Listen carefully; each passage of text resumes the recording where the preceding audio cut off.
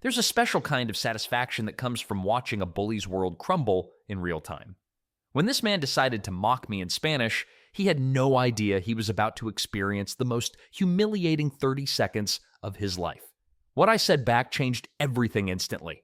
The food court at Westfield Mall was packed that Tuesday afternoon. I'd just finished my shift at the electronics store and decided to grab a quick bite before heading home. Nothing fancy. Just wanted to ask the guy at the taco stand if they had any vegetarian options left.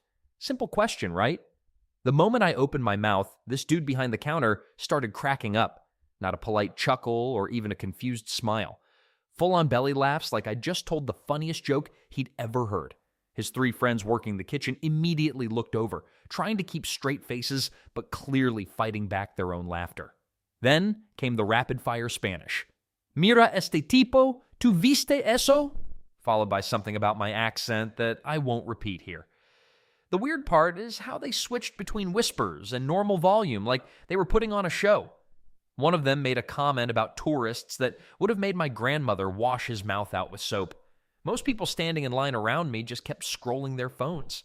A few glanced up when the laughter got louder, but they had no clue what was being said. The elderly couple behind me looked confused. The teenager ordering at the next stand over didn't even notice, but I caught every single word.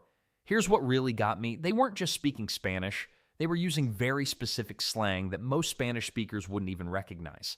The way they dropped certain letters, the rhythm of their sentences, even the particular insults they chose.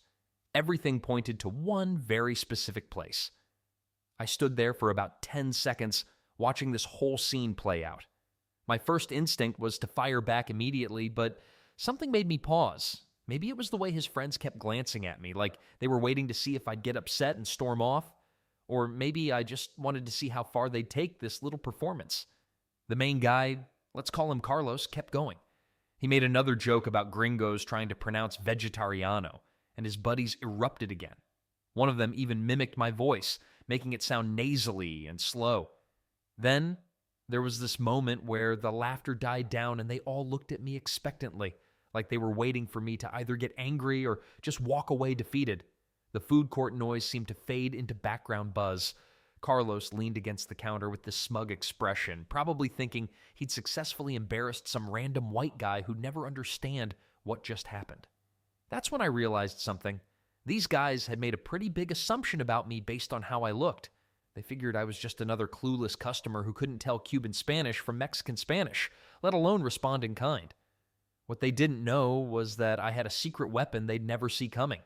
Those summers in Havana weren't just vacations. They were my secret language boot camp. My Cuban cousins didn't speak textbook Spanish. They spoke fast, dropped letters like hot potatoes, and used words that would make Spanish teachers scratch their heads, while other kids were learning, Hola, ¿cómo estás? From apps, I was getting schooled in real Cuban street talk. Here's something wild. Only 0.1% of Spanish learners worldwide focus on Cuban dialect. Most people stick to Mexican or Peninsular Spanish. But Cuban Spanish? It's like learning a completely different language that happens to share the same grammar book. My cousin Miguel talked so fast that syllables would just disappear. Gracias became Gracia. Nosotros turned into nosotro. The letter S was basically optional in his vocabulary. At first, I thought he was just being lazy. Turns out that's how millions of Cubans actually speak. Then there's the sound swapping.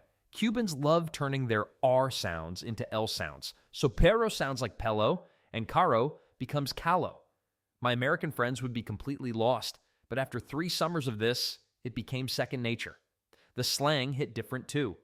My cousins never said autobus for bus. They said guagua. Instead of asking que pasa, they'd throw out que bola. And when something was cool, forget bueno. Everything was chévere. But here's where it gets interesting. Cuban Spanish carries pieces of history that most people never think about.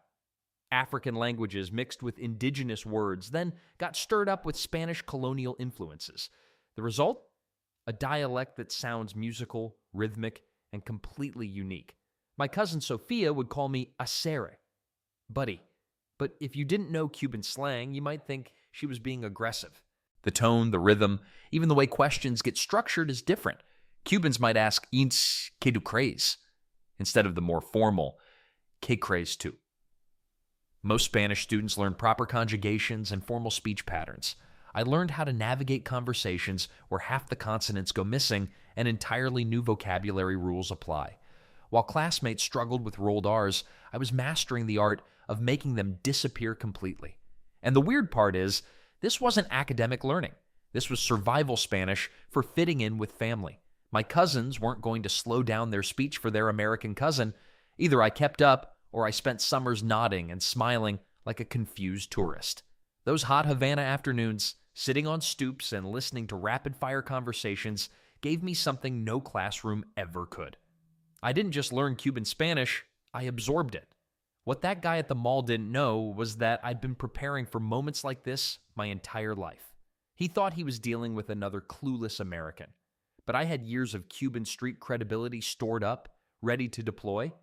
The question was, did I remember enough to completely shock him? Most people think Spanish is Spanish, right? Well, Cuban Spanish basically took regular Spanish and decided to throw half the rules out the window. It's like comparing a jazz performance to a classical symphony, same basic foundation, but completely different energy. Take the word guagua. In most Spanish-speaking countries, that's baby talk for a toy car. But ask a Cuban where the guagua stops, and they'll point you to the bus station. Meanwhile, the rest of the Spanish-speaking world calls it autobus or camion. Cubans just shrug and keep doing their own thing. Then there's their greeting game, while everyone else says ¿Qué tal? Or ¿Cómo estás? For what's up? Cubans hit you with ¿Qué bola? The first time someone said that to me in Havana, I thought they were asking about sports. Turns out they just wanted to know how my day was going. But here's where it gets really interesting. Cuban Spanish has this habit of making letters disappear faster than a magician's rabbit. That S at the end of syllables, gone. Gracias becomes gracia. Más o menos turns into ma o meno. It's not lazy pronunciation, it's just how the language evolved on the island. The R sound gets even weirder treatment. Cubans love switching it to an L sound, especially at the end of words. So perro, dog, sounds like pello. Amor becomes amol. First time I heard my cousin say mi amor, I was completely lost until I realized he was talking about his girlfriend. What makes this even more fascinating is the history behind it. Cuban Spanish didn't develop in isolation. African slaves brought their own speech patterns to the island. Indigenous Taino words stuck around too. Spanish conquistadors mixed with everyone else, and the language that emerged was this beautiful chaotic blend that sounds nothing like what you'd learn in a textbook. African influence shows up everywhere. The rhythm of Cuban Spanish, the way certain sounds get emphasized or dropped. It's not just Spanish with an accent, it's a completely different musical instrument playing the same song. And the weird part is how fast everything moves. Cubans speak like they're running to catch that guagua. Consonants vanish mid-sentence. Entire syllables get swallowed up in rapid-fire conversations that would make even native Spanish speakers from other countries pause and ask, ¿Cómo? This linguistic evolution happened over centuries, creating something linguists call a dialect continuum. Basically, Cuban Spanish became so distinct that it's almost its own language disguised as Spanish. Only about 0.1% of Spanish learners worldwide ever study Cuban dialect specifically, which means most people have no clue what they're hearing when Cubans start talking. Standing in that mall, listening to those guys laugh, I knew they assumed I was just another clueless American. They had no idea I'd been swimming in this linguistic ocean for years. But before I could show them what I really understood, I needed to pick my moment perfectly. Most Spanish students learn genial or bueno for cool, but walk into any Cuban neighborhood and you'll hear chévere instead. It's not just different, it's completely alien to regular Spanish class vocabulary. When someone says eso esta chévere, they mean something's awesome. But textbook Spanish speakers are left scratching their heads. And then there's the whole kid situation. You'd expect niño or nina, right? Wrong. Cubans call kids chama for girls and chamo for boys. A simple trip to buy groceries becomes confusing when they're talking about taking their chama to the bodega, which, by the way, isn't just any store. In Cuban Spanish, bodega specifically means a small neighborhood market, not the wine storage most people think of. But here's where things get really tricky. Hacer sounds harsh to outsiders. The first time you hear someone yell, oye, hacer, Across the street, you might think a fight's about to break out. Actually, it's just Cuban for hey, buddy. The tone makes all the difference, and if you don't know the culture, you'll completely misread the situation. It's like hearing someone shout, "Yo!" in New York. Aggressive to tourists, normal to locals. Cuban question structure flips everything you learned in Spanish 101. Instead of "Tai, que crees tú?" they say, "Que tú crees?" The pronoun jumps forward, breaking every grammar rule your teacher hammered into your head. When Cubans ask, "Donde tú vas?" instead of "Donde vas tú?" it sounds wrong to traditional Spanish speakers, but in Havana, perfectly normal. Well, the consonant dropping makes everything worse. Cubans don't just drop the S at the end of words, they'll skip letters in the middle too. Perfecto becomes perfecto. Carne turns into calne. Your ear has to adjust completely, and most Spanish speakers from other countries struggle with this for weeks. And the weird part is how African influences snuck into everyday phrases. Nangara means cheap or low quality, coming straight from African languages brought over centuries ago. Bemba for lips, fufu for certain foods. These words don't exist in Mexican or Argentinian Spanish. They're purely Cuban, born from a mixing of cultures that created something entirely unique. The rhythm changes everything too. Cuban Spanish flows like music, with syllables blending together in ways that sound almost like singing. Como tú estás becomes como tú ta in casual conversation. The contractions happen naturally, but they're invisible to anyone who hasn't spent serious time listening to actual Cubans talk. Most Spanish programs teach you formal textbook phrases that work in Madrid or Mexico City. But Cuban Spanish operates by completely different rules, shaped by African rhythms, indigenous influences, and centuries of cultural mixing. It's like learning British English and then trying to understand deep Southern American slang. Technically the same language, practically different worlds. Knowing all this gave me a massive advantage that day at the mall, because when the moment was right, I had the perfect ammunition waiting. The mall buzzed around us, but I felt like I was watching everything in slow motion. His friends were still chuckling, probably replaying his clever insults in their heads. Meanwhile, I stood there like some confused tourist who just asked where the bathroom was. But here's the thing about perfect timing. It's everything. I waited. Not because I was scared or didn't know what to say. I waited because rushing into a comeback would have ruined the whole effect. Think about it like a magician revealing their trick too early. The surprise gets killed. His buddies started switching back to English, talking about weekend plans and some party happening later. Classic move, right? They figured the show was over. The weird American had been put in his place, and now they could move on with their day. Well, that's exactly what I wanted them to think. While they chatted, I caught more golden pieces of their Cuban dialect. One guy mentioned his jeva, Cuban slang for girlfriend that most Spanish students would never learn in textbook classes. Another dropped esta brutal instead of saying something was cool. These weren't just random Spanish speakers trying to mess with me. These guys were legitimos cubanos. The original joker was still grinning, probably feeling pretty proud of himself. His friends had that relaxed body language that happens when people think the tension is over. They weren't paying attention to me anymore, which was perfect. Pausing in moments like this does something psychological. It builds anticipation without anyone realizing it. The longer you wait, the more impact your response carries. It's like letting a rubber band stretch before you snap it back. Plus, confidence shows differently in Cuban culture. Rushing to defend yourself can look desperate, but staying calm, that earns respect. I noticed other shoppers starting to walk away, assuming nothing interesting would happen next. The group was getting comfortable, maybe even forgetting I was still standing there. One of his friends was scrolling through his phone. Another was checking out girls walking by. That's when I knew the moment was right. The laughter had died down completely. They'd switched languages. I'd confirmed their Cuban background through their slang. Most importantly, they weren't expecting anything else to happen. Perfect timing isn't about waiting for some magical moment. It's about reading the room and understanding when people's guard is down. When they think the interaction is over, that's when you strike. I took a breath, made sure I had their attention without being obvious about it, and prepared to flip this entire situation upside down.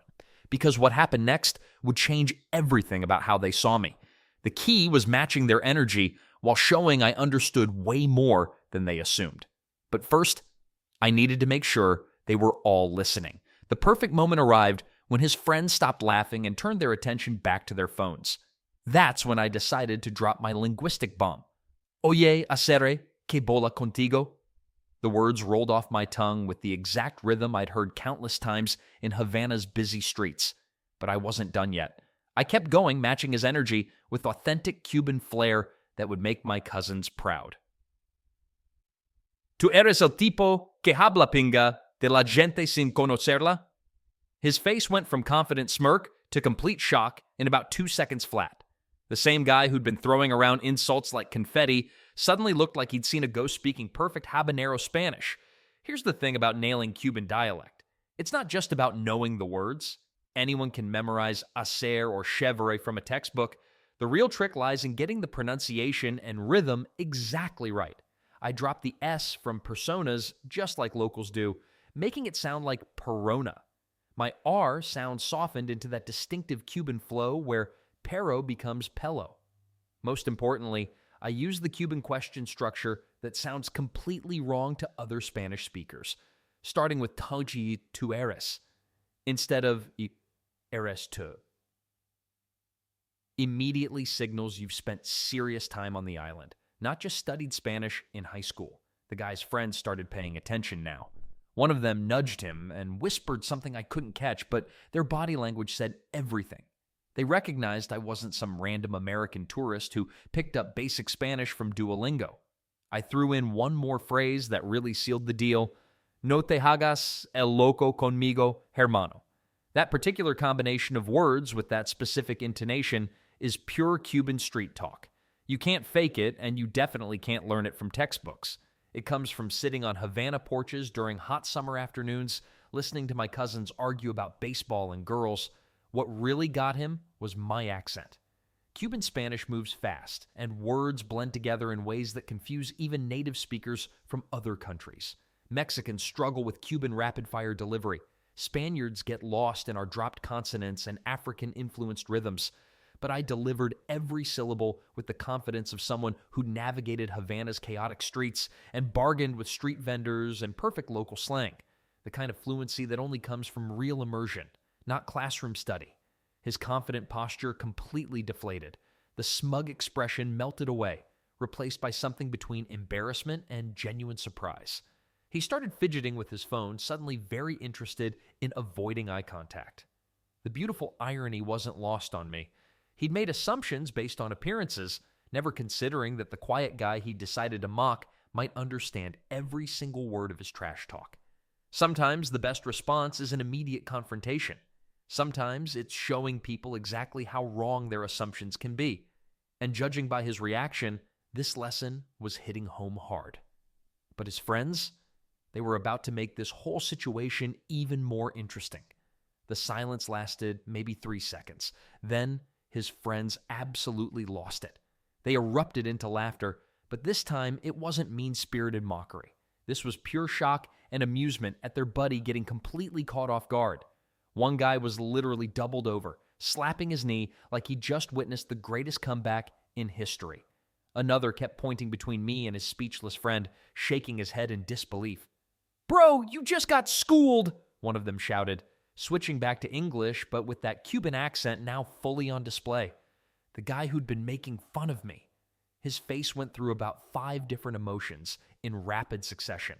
Shock, embarrassment, confusion, and then something that looked almost like respect. "Where the hell did you learn to talk like that?" another friend asked, genuinely curious now. "You sound like you grew up in Vedado or something." That's a neighborhood in Havana, by the way. The fact that he referenced it told me everything I needed to know about where these guys were really from. The original jokester finally found his voice. "Ay, hermano, I'm sorry, man, I didn't know you." He trailed off, probably realizing how stupid his assumption had been. His whole demeanor changed. The cockiness vanished. Now he was talking to me like we might actually be friends, but here's where it gets interesting. The crowd that had been minding their own business started paying attention. A few people had noticed the sudden shift in energy. You know how it is when a group goes from hostile laughter to genuine surprise. It creates this weird magnetic pull that draws people in. An older woman nearby, probably in her 60s, walked over with this huge smile on her face. Turns out she was Cuban too, had been living in Miami for decades. She started chatting with me in rapid-fire Spanish, testing my knowledge of specific neighborhoods and local references. When I mentioned spending summers in Havana, her eyes lit up like Christmas morning. "This boy knows more about Cuba than half the kids born here," she announced to anyone within earshot. That seal of approval from an elder, that meant everything to this group of young guys. The atmosphere completely flipped. What started as an awkward confrontation turned into this impromptu cultural exchange right there in the middle of the mall. They were asking about my family, my experiences in Cuba, how I learned the dialect so well. The guy who'd insulted me was now the most interested of all, probably feeling guilty about his initial reaction. Then there's the crowd effect. Other people started gathering, curious about what was happening. Some were clearly impressed by the whole situation. Others looked confused about why everyone was suddenly so friendly. The weirdest part? I could see the exact moment when I went from outsider to one of us in their eyes. Language has this incredible power to break down barriers instantly. But what happened next would show me just how deep those cultural connections really run. That moment in the mall taught me something bigger than just speaking Cuban Spanish. Language surprises hit different when they challenge what people expect from you. Here's what most people don't realize. Only 15% of Americans speak a language other than English at home. When you're part of that small group, you carry around this secret superpower. Nobody sees it coming. They look at you, make assumptions, then boom, you flip their whole perspective in seconds. The weird part is how quickly respect follows surprise. 1 minute, this guy was laughing at me like I was some clueless tourist. The next, he's asking where I learned to speak como un cubano de verdad. His entire tone shifted because I proved I understood not just his words, but his culture. Language creates instant bridges when you speak someone's dialect. Not just their language, but their specific way of talking. You're showing them something deeper. You're saying, I took time to learn how your people actually communicate. That hits different than generic textbook Spanish. Let's not forget the stereotype-breaking power here. Most Americans who speak Spanish learned Mexican or formal classroom Spanish. Cuban dialect, that's like finding someone who speaks perfect Scottish Gaelic in rural Montana. It's so unexpected that it stops conversations cold. But there's science behind why this works so well. Our brains are wired to categorize people quickly. When someone breaks those categories, it creates what psychologists call cognitive dissonance. Your brain has to rewire its assumptions on the spot. That's why his face went from cocky to shocked so fast. The timing mattered too. I didn't jump in immediately when he insulted me. Patience made the reveal more powerful. His friends had time to relax, thinking that they were safe speaking Spanish around the gringo. Then, I casually dropped that perfect Havana accent like it was nothing. What really sealed the deal was getting the slang exactly right. Oye, hacer que bola contigo? That's not something you learn from Duolingo. You learn it from sitting on Havana porches, listening to teenagers argue about baseball. You learn it from getting your pronunciation corrected by your Cuban cousins until you sound authentic. The crowd's reaction proved the point. When his friends started laughing at him instead of me, the whole dynamic flipped. Suddenly, I wasn't the outsider. He was the one who looked foolish for assuming too much. Language surprises work because they reveal shared experiences people don't expect you to have. Speaking Cuban Spanish told them I'd spent real time in their culture, not just studied it from books. That's respect you can't fake. The best part? This stuff happens more than you'd think. People constantly underestimate who knows what languages. They make assumptions based on appearances, accents, or age. A smart move is keeping your linguistic cards close to your chest until the perfect moment arrives. Makes sense, right? Because what happened next showed me just how far those assumptions can go when people think they know everything about you.